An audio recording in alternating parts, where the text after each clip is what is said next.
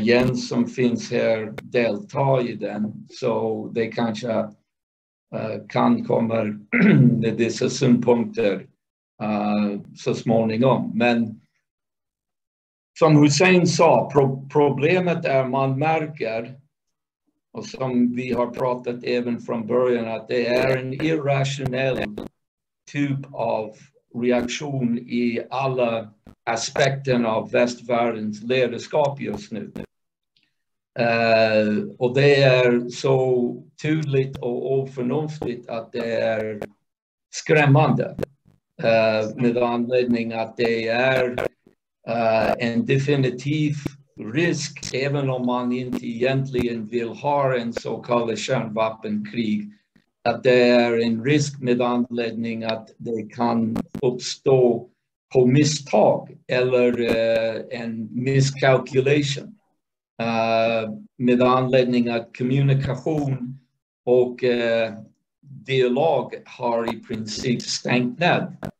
Och nu säger hur långt de är beredda att gå, inte bara mot Ryssland när Putin är ansvarig för alla problem som finns i den svenska ekonomin. Och nu om Kina agerar till den vansinne av Nancy Pelosi, då kan det också beskrivas som allt problem också beror på Xi Jinping och Kina.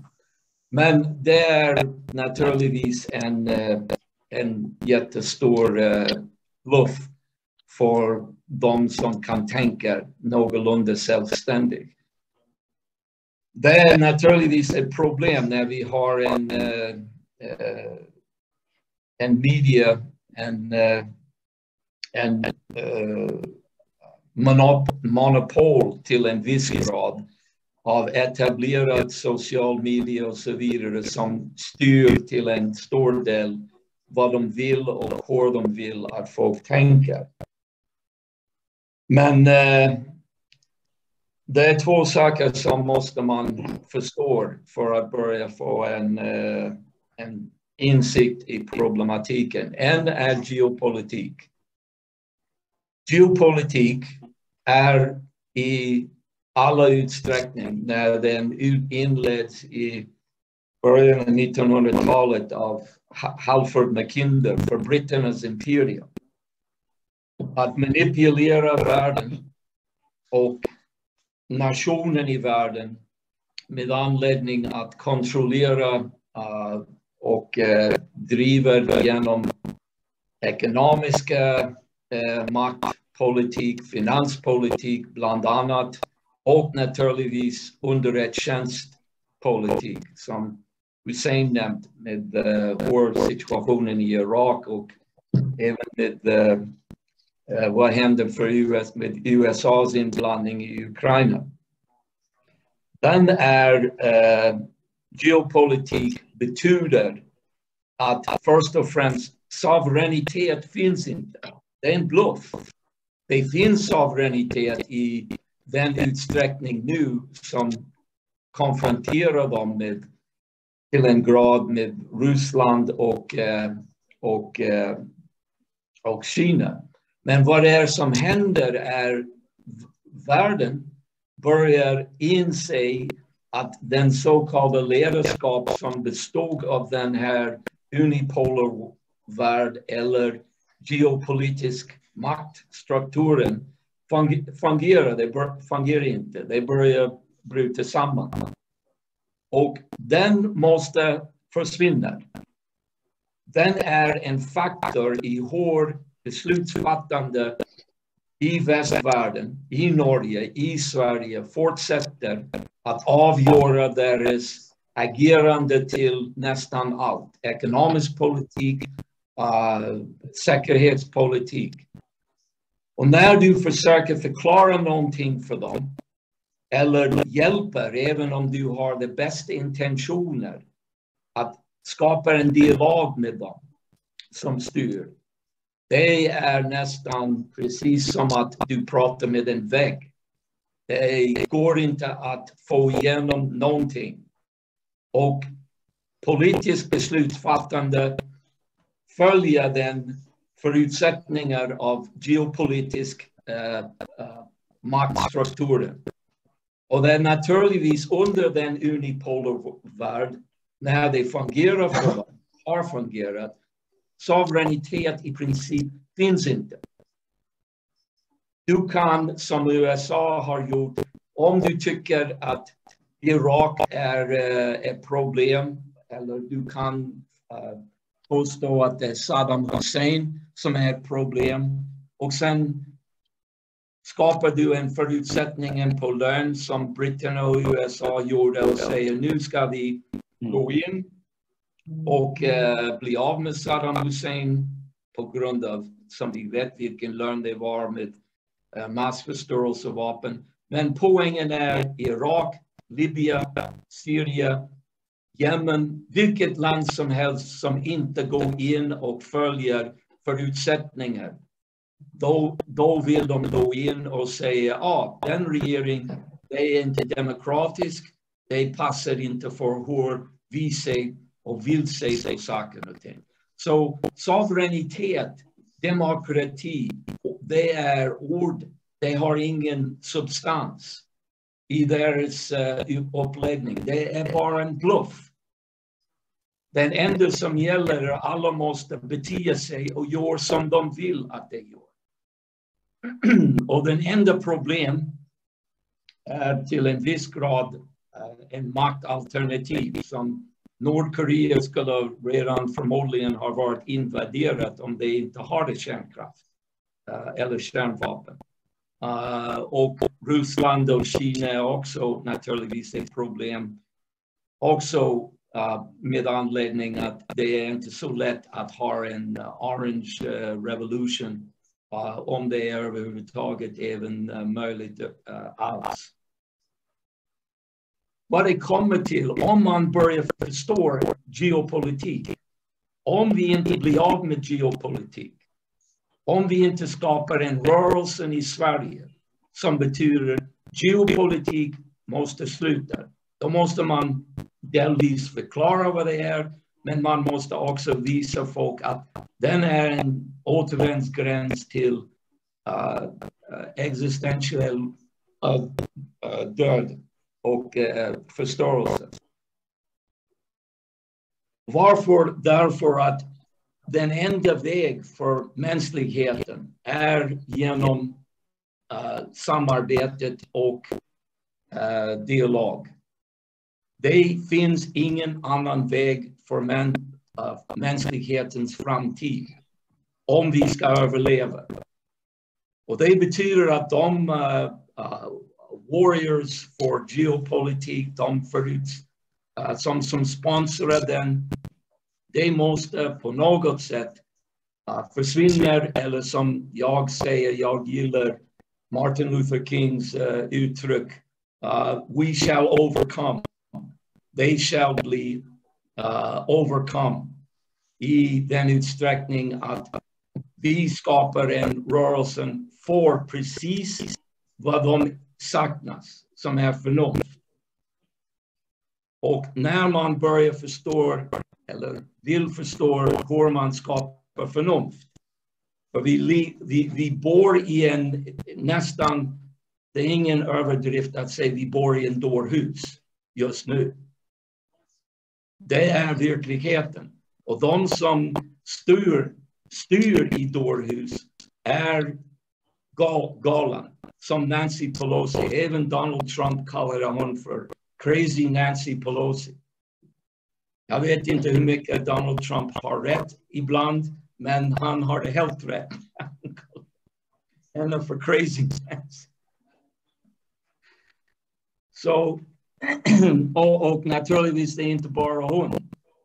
Det är hur många som helst. Men okej, vad har vi för egentligen vad det handlar om? Alltså Hussein som tog upp den med Iraks tragiska situationen. Det är underrättelsetjänstkontroll. Underrättelsetjänstmakten som har styrt världen i princip sedan andra världskriget. Mellan britterna, mellan USA, mellan James Bond och hans gäng som säger att a license to kill. Vi har a license to kill. Och det är precis vad de gör. Och de gör honom till en hjälte. Dr. No. Russians already var i psykologisk anledning att den fientlig bild som har skapat en hjärntvättad befolkning i Sverige. Så hur kan vi bli av med den? Det är först och främst att förstå hur underrättelsetjänsten styrs. Det finns en viss förutsättning att börja gå in i en djupare uppfattning av den sättet att beslutsfattande styr och kontrollera. Och det gäller att förstå vad jag ska prata om en viss del ikväll, men det är en längre process. Det är filosofi, eller vad man kan kalla bäst för epistemologi och ontologi. Vad är det för något? Det är någonting som många inte ens vet vad det betyder. Epistemologi betyder hur får vi kunskap? Hur fungerar det mänskliga intellekt? Och det är inte glasklart. Det är inte självklart hur det går till. Människor oftast är, när man pratar om self-reflektion, när man försöker tänka hur vet jag vad jag vet. Det är väldigt få som gör det. De bara har sina åsikter, sina ställningstaganden och de tror att det är baserat på någon form av fakta eller utbildning och det räcker. Sorry, det räcker inte. Det är en studie om hur den mänskliga tankeprocessen fungerar och jag ska kortfattat säga vad det har för betydelse i att förstå underrättelsetjänstkontrollapparaten som kan ljuga hur mycket de vill och bara säga ja, det är en säkerhetsfråga som vi har i Sverige idag. Vi ska gå med i NATO för det är en säkerhetsfråga. Vem ska debattera den? Ingen politisk parti i Sverige är riktigt. Det finns en del nu som Ulf jobbar med. Jag vill inte vara alldeles för negativ. Men det finns knappt i den etablerade politiska partiapparaten som ifrågasätter och säger vi behöver en balanserad diskussion om varför eller ej Sverige skulle vara i NATO. För att det är en förutbestämd säkerhetspolitik som var genomfört. Det är noll att göra med demokrati. Noll. Och därför det ska inte vara en valfråga.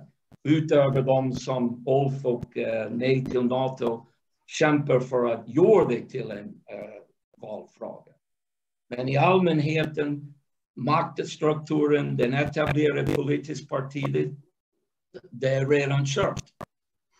Och det är inte bara i Sverige. Det är ingen diskussion om CIA. Det är ingen diskussion om FBI i USA. Det är ingen diskussion om utrikesdepartementet, vad de håller på med. Inte för det mesta. Det finns, protester. Det finns nätverket nu som växer som skottriddare. Bland annat folk som har ställt upp med Schillerinstitutet som Ray McGovern, som Senator Black. Men de nu är stämplade som Putin-agenter. Även Tulsi Gabbard inte jobbar med oss, men hon är en agent för Putin. Vem gör det? Underrättelsetjänstvärlden. Ed Snowden. Vad hände med Ed Snowden? Han bestämde att han har ett samvete. Det efter 9/11, det var inte krig mot terror. 9/11 var att införa en terrorkrig mot befolkningen. Det är vad patriotakten var. Och de som pratar med oss också som kanske nämns på den här svartlistan, Kurt Webe, och Bill Binney som är och Ray McGovern som har avslöjat den kan man säga åtminstone kriminell och oärligt lögnaktiga politik, maktpolitik av den underrättelsetjänstapparaten i USA. De är också svartlistade på ett eller annat sätt. Så problemet är, där kommer den irrationalitet. Det är en kontrollapparaten som gör att folk kan inte tänka förnuftigt. Det skapar rädsla. Det skapar en så kallad, vad är politiskt korrekt. Och då sitter du i en situation där om du tycker att det är fel, du kanske skulle hålla käft. Eller som många som jag har börjat få upp mer kontakt med här, de brottas med likgiltighet. Ja, jag förstår det är korrumperat, men jag måste tänka på mitt jobb, min familj. Det räcker. Om jag klarar av den och vi går på semester, jag vet att de politiskt beslutsfattande är idioter, men det kan jag inte påverka. Det är en känsla som är spridd i landet.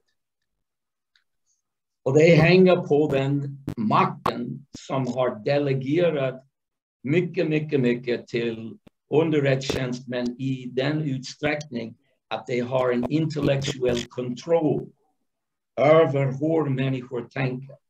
Och det gäller epistemologi och antiologi. Och det har inte oftast varit en politisk fråga.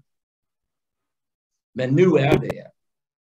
Och jag menar, vad jag ska säga är inte på något sätt en akademisk fråga. När man, det är intressant, vi ska lära lite om Platon och Aristoteles eller Leibniz. Då kan jag gå hem och läsa en bra bok. Och ja, det blir kul. Nej, det är inte bara akademiskt. Det är inte att gå på en kurs som man gör i Sverige. Som okej, man kan få någon kunskap. Men har det något som helst sätt att påverka hur samhället fungerar eller beslutsfattande problem som Kjell hänvisade till om elförsörjning, om ekonomi, om jordbruk, om matpriserna. Nej. Och det räcker inte att det ska, för att maktstrukturen sitter i the saddle, so to speak. Så vad jag ska börja presentera, det är en potential, ett sätt att man kan hantera det. I den utsträckning att man agerar politiskt, man har en insikt i hur var maktstrukturen som är en kombination av irrationell och kriminell. Det är en kriminell typ av agerande eller en typ av idioti när du har människor som är irrationella och vill inte ens diskutera eller förstår hur man kan få en förnuftig alternativ, som till exempel Glass-Steagall. Och det handlar om en djupare fråga om självreflektion, som betyder att hur kan vi få ett sätt att skapa den typ av tänkande i Sverige och i västvärlden som återvänder till en åtminstone i närheten av förnuft och rationalitet. Och det måste komma till att förstå Platon och motsvarande till Platon, Aristoteles. Och det krävs en del arbete som faktiskt ganska mycket intellektuell arbete. Och jag vet inte om Jarli eller Jens vill lägga upp någonting lite senare, för de har varit inblandat i den här typ av arbetet som jag berättar. Men Platon, jag ska säga nu kortfattat, Platons sätt att se på den mänskliga tankeprocessen, det är vad han kallar för innate ideas. Det är en idé att människor är inte bara, som Aristoteles säger, skapat i den utsträckning att du föddes med en så kallad vit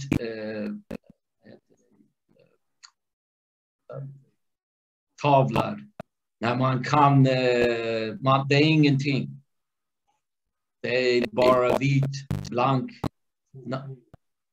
och skriven. Enda sättet att du kommer att fylla på den är den upplevelse som du får genom i princip den sinnliga information som du får. Informationssamhället som säger okej, man kan höra, man kan lyssna, man kan smaka och man kan känna av. Eller de 5 sinnliga kapacitet som alla djur har. Och Aristoteles idé som har gått från den tiden. Och nu pratar vi, för de som inte vet, om Aristoteles var egentligen strax efter Platon i den historiska sammanhanget.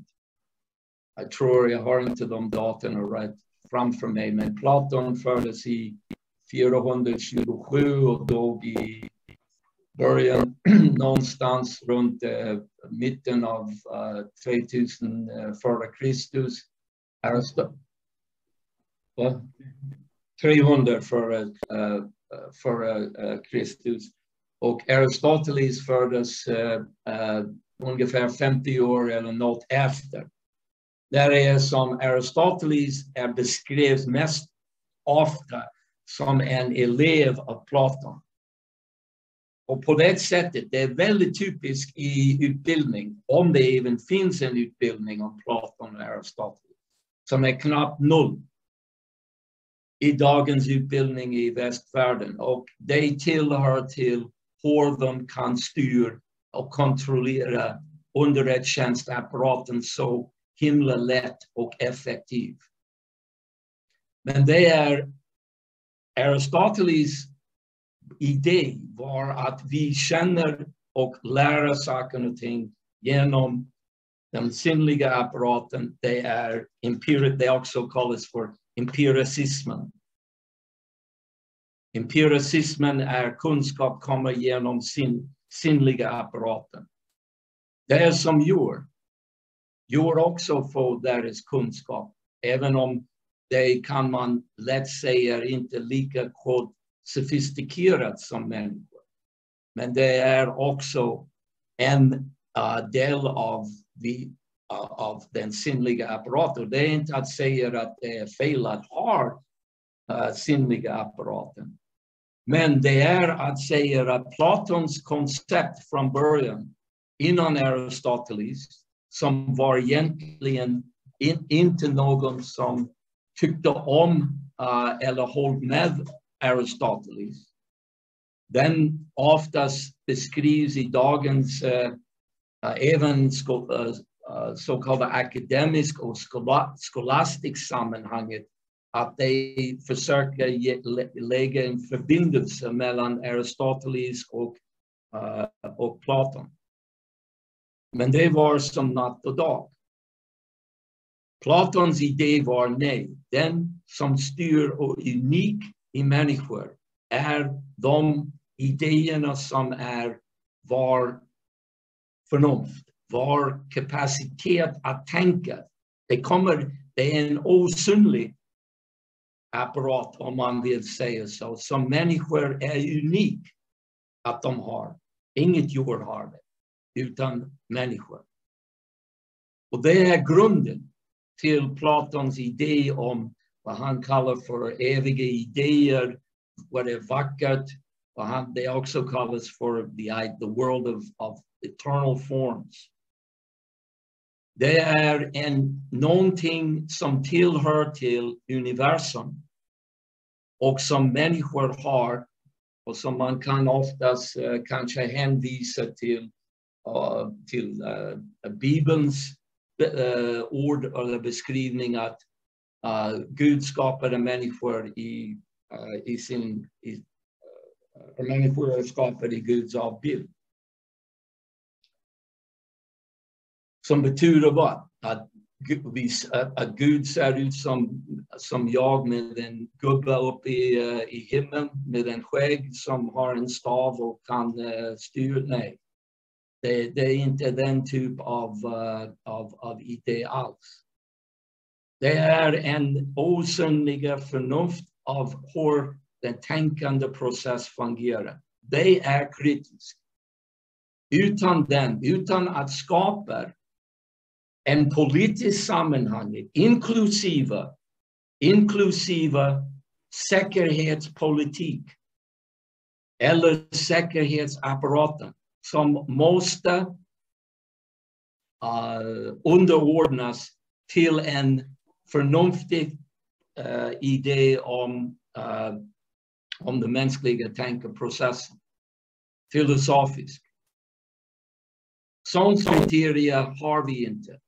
Jag kan bara säga att Aristoteles påverkan av mänsklighetens historia från den tiden genom den 2500 år fram eller ungefär till idag.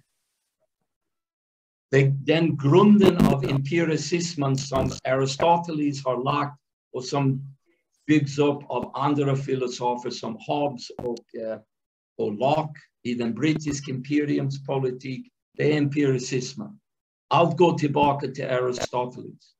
Kontroll i den kyrkosamhället har påverkat djupt av Aristoteles så kallad filosofiska tankeprocess. Och den andra sidan, Platon, som jag har kort beskrev, det är egentligen någonting som man borde i och för sig förslag som jag gjorde för Ulf är att man skulle kunna ta en antal mötet, inte nödvändigtvis varje en, men när man läser och försöker sätta sig in på ett djupare sätt om Platons sätt att tänka och varför den är så betydelsefull. Det är inte akademiskt. Det är avgörande för att få tillbaka förnuft i den västliga tankeprocessen som gäller politik, det gäller ekonomi. Hur kan man få folk att acceptera Lyndon LaRouches idé om ekonomi? Utan förnuft, ain't gonna happen.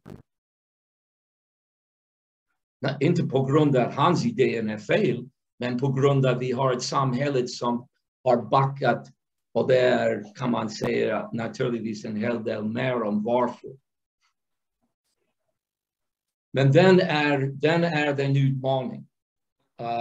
Den andra sidan som jag vill inte gå in så mycket ikväll, vi har en viss begränsad tid här, så antologi som handlar om hur universum fungerar. Vad är det samband mellan, på en vetenskapligt sätt som kan vi säga, mellan hur människor tänker och hur man kopplar den till den ordningsprincip i universum. Och förresten, Hussein kanske kan komma in en senare tillfälle, nödvändigtvis ikväll. Men hur den här hela debatten mellan Aristoteles och Platon pågick under hela utvecklingen av islam. Väldigt viktigt. Och i princip okänt för det mesta. Inte på det sättet att man förstår hur betydelsefull den är för det moderna samhället. Och samma sak med Platon. För i västvärlden och speciellt i den så kallade västkyrkliga delen av världen när det romerska riket delade sig mellan öst och väst. Och den västra delen var ungefär för 1000 år efter Kristus kört av aristotelianska tänkande. Och det är komplicerat, men jag har förklarat för det mesta den grundläggande idén, empiricismen. Men då, 1400-talet, när Cusanus, som var en kardinal i den romerska katolska kyrkan, det fanns bara en kyrka då. Och han i sin arbete, som är en lång historia, men det är som han tog i sitt mötet i Konstantinopel när han tänkte att förena den östra och västra delen av kristendom. Och då kom de på Platons arbete eller skrifter som var inte alls tillgängligt i västsidan. Men när de blev tillgängliga genom Cusanus' arbete, vad det hänt är plötsligt renässansen i Europa. Och renässansen i Europa hänger på den introduktionen av Platons idéer i sina dialoger och så vidare. Utan den, det skulle inte ha varit en renässans i Europa. Och sån betydelse var det, och sån betydelse har den för idag. För vi är i en oförnuftigt samhälle nu. Och vi behöver tillgång till en pågående diskussion om Platon. Jag kan inte gå in på detaljer ikväll om försvarstalet, Phaedon. Delvis har vi gjort den i den studiecykel eller diskussion som jag håller på med andra. Men vi kan komma till den så småningom. Det handlar om hur man även med Platon, som en av hans berömda dialoger, staten, handlar om en republik. En republik som är självständig och baserad på insikten i filosofiska och ontologiska sanningen. Det gäller hur man skulle bryta både den geopolitiska maktstyrning och också skapa en riktig suveränitet för nationen. Så jag tycker det räcker för ikväll.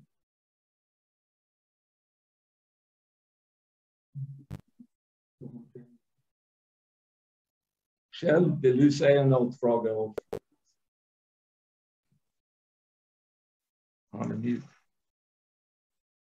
Jag vill bara... Ja, det var väl en bra avslutning som folk kan börja tänka på sådär. Hur vet man, jag brukar sammanfatta det. Hur vet man vad som är sant och falskt och rätt och fel? Hur gör man det avvägande? Hur ska man tänka för att vara säker på att man inte gör allt för stora misstag när man bestämmer det? Och det är det som egentligen är grundfrågan. Hur vet man till exempel att det är helt snurrigt att gå med i NATO? Hur vet man med säkerhet att vårt nuvarande ekonomiska system är, för att tala klarspråk, helt vansinnigt? Eftersom det inte bygger några nationer och inte befrämjar människors välstånd.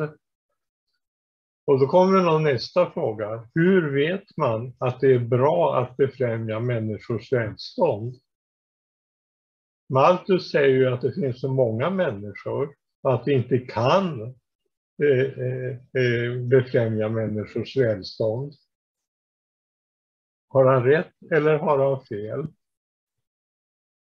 Hur bedömer man det och löser de här frågorna? Och om du ska bli effektiv när du ska bygga framtiden så måste du hitta sätt att besvara de här frågorna. Jag tycker vi slutar med de orden och tackar för ikväll.